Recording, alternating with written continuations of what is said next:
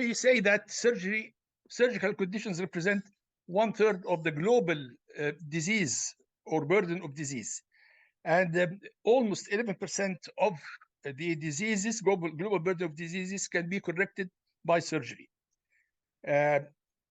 In high surgery means complications. I mean, possibility of complications, and all over the world, it's almost around 10 million complications and more than 1 million deaths because of surgery. And at least half of them can be avoided if we just be more careful.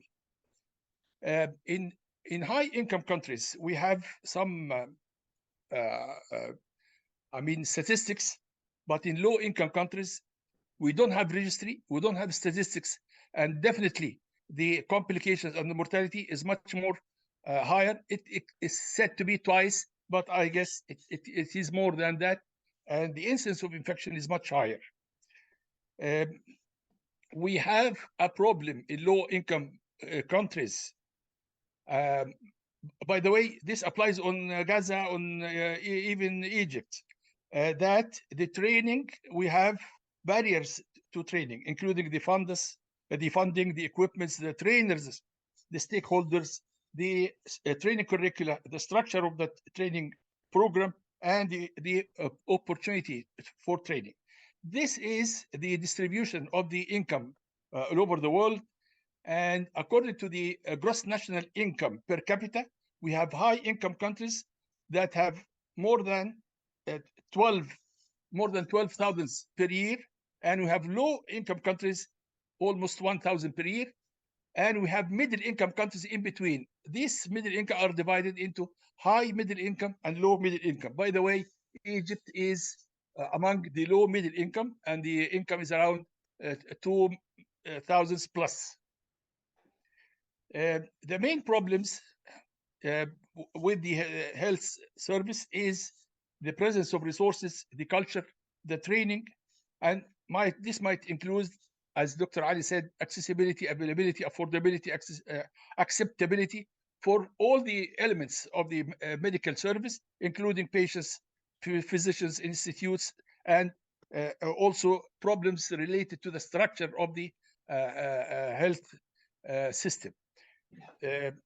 Also, what had been spent on the medical service depend upon the gross national income per capita and the percentage of health expenditure.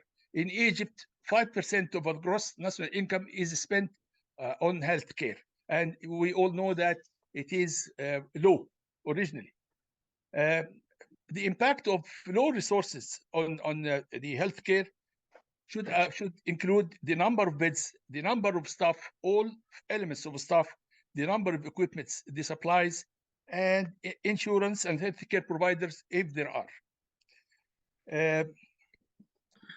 Reuse of disposables is one of the issues that we all practice in low resources or middle income countries, and we have a problem with the efficiency and the safety of the reused disposables. The techniques of sterilization, they are all valid on conditions, either mechanical and chemical. Mechanical is something very important. Glutaraldehyde can work if mechanically the instrument is clean. Ethylene oxide, the plasma, and we have to be careful of using the unsafe equipments that are coming from brokers or unapproved instruments. I want just to go quickly. Also, there is the checklist, the WHO checklist, which is composed of 17 elements, starting by the sign in, time out, sign out. And I want to ask any of our colleagues if this is being used in our countries or not. The answer definitely is not. But the use of this checklist could reduce the complications and the mortality in many situations. Is it applied in low income countries? In India, they say no, and in Egypt, I can say no.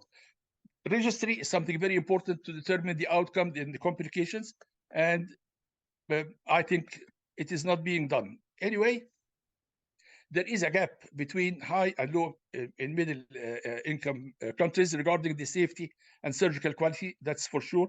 Surgery, especially bariatric, because I'm a bariatric surgeon, it is a high risk job, like flying a plane, like driving a car. It's a high risk job.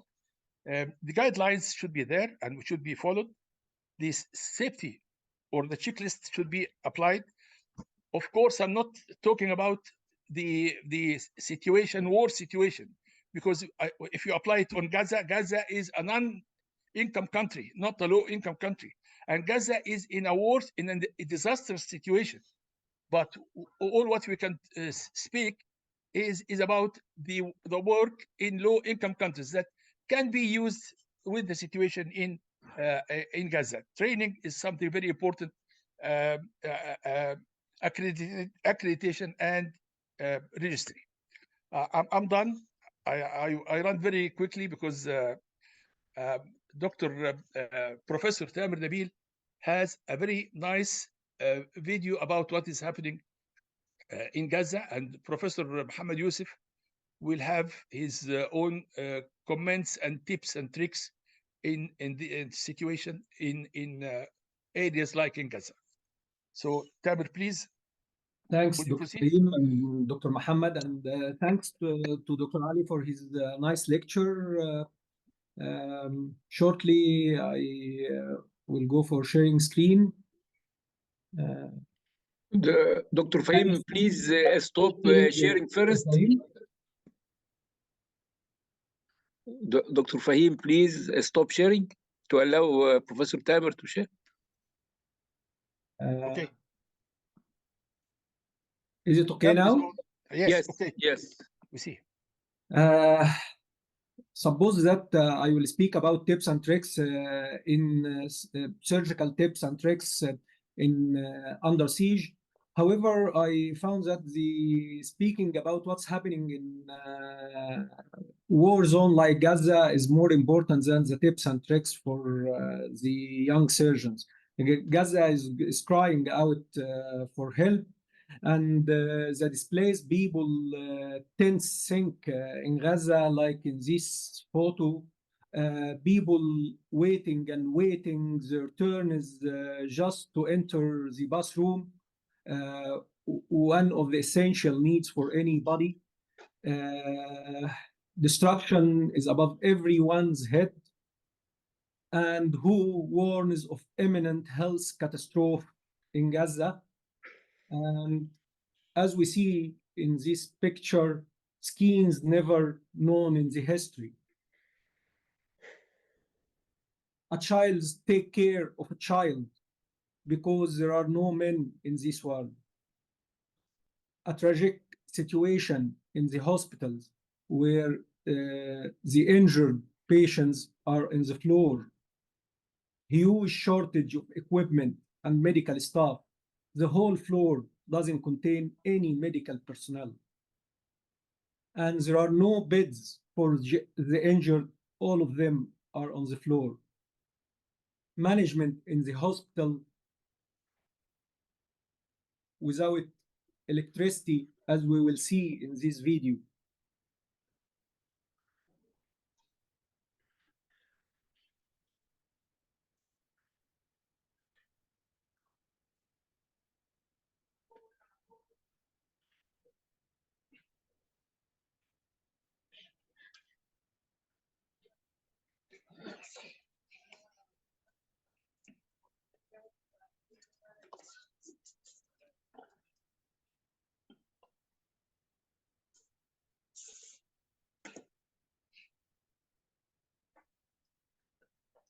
They are not under sea, they are under darkness.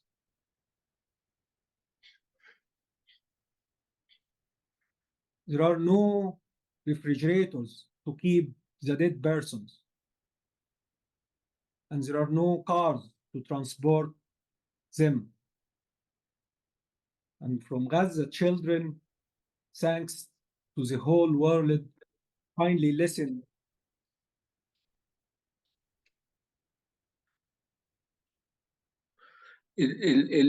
الصوت مش واضح يا تامر. كده واضح؟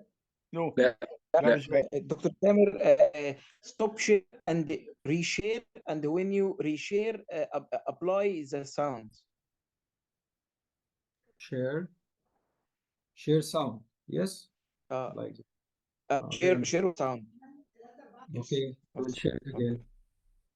And now, as people who have nothing to do with Hamas's violence are being killed, we must, from the humanitarian crisis, we cannot turn away from the humanitarian crisis unfolding.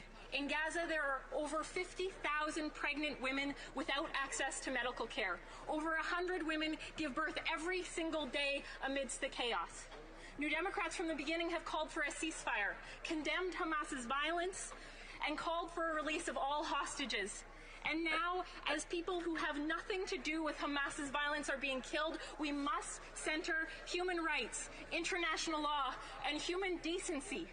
C-sections are being performed without anesthetic. Imagine being pregnant with no medicine, no food, no water, no electricity. Women are miscarrying. Mothers and babies are dying daily amidst bombings and attacks. 4,000 children have been killed since the start of this siege. 4,000 kids. Mr. Speaker, how many more babies have to die before this government will call for a ceasefire? Hear, hear. Hear, hear. Mr. Speaker, we cannot. So, Palestinians don't need to learn how to practice medicine under siege, but the truth is that the world must learn from them steadfastness, patience, pride, and the most important is humanity. Thanks, Dr. Muhammad, for the kind invitation. And I think I highlight by some slides what's happening to all of us. Very real presentation. Maybe يعني it's less than what's really happening. And unfortunately, this is part of what's happening, truly. Thank you, Dr. Professor Tamer. And let us hear from Professor Muhammad Yusuf about some of his ideas. He is a man full of ideas. So let us hear from him some of his ideas in the situation or in this very, very difficult situation. I'm sure I will emphasize that Gaza will gain victory regarding strategic objectives. The 7th of October has changed the whole world, and these changes is continuously going on. The price is high, but we are learning from them, as Tamer said. I remember one of the video clips that people, after seeing their houses bombed and the whole building is lost, they went back to their flats searching for some stuff. They were getting some clothes, some stuff, some kitchen equipment to use. So they love to live.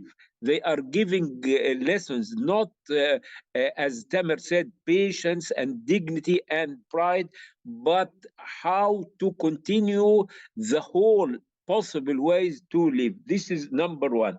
Number two, the great lecture of Dr. Ali Ghilai, mashallah, we can consider it as politico-social surgical lecture. It contains a lot of tips, actually. I remember, as Dr. Faheem says, how to get the maximum of analyzing the results of investigations. We learned that urine analysis, you can exclude uncontrolled diabetes. If you will not find sugar, you can control renal failure if you will not find the specific gravity 1010. I mean, we should teach ourselves and our students how to get the maximum of investigations. And I think, as Dr. Ali mentioned, we should teach also our juniors how to think, how to have critical thinking and thinking out of box. I was a resident and Dr. Faheem was an assistant lecturer. I worked with him one night in the emergency section, and I was making basilic venous cut down, and I asked him, I cannot find a catheter. He told me, no need for catheter, just take the IV set, dilate the basilic vein, and introduce the IV set directly. I used to assist one of the senior surgeons, Professor Muhammad Qinawi, alayhi rahmatullah. He used to use a skin graft instead of mesh. So I think there are a lot of ideas regarding surgical practice. I will not continue, but again, my sincere thanks to Professor Ali for this great, wise lecture, and for Professor Faheem, Professor Tamer, alhamdulillah, who touched our feelings. Thank you so much, Tamer. Jazakallah khair.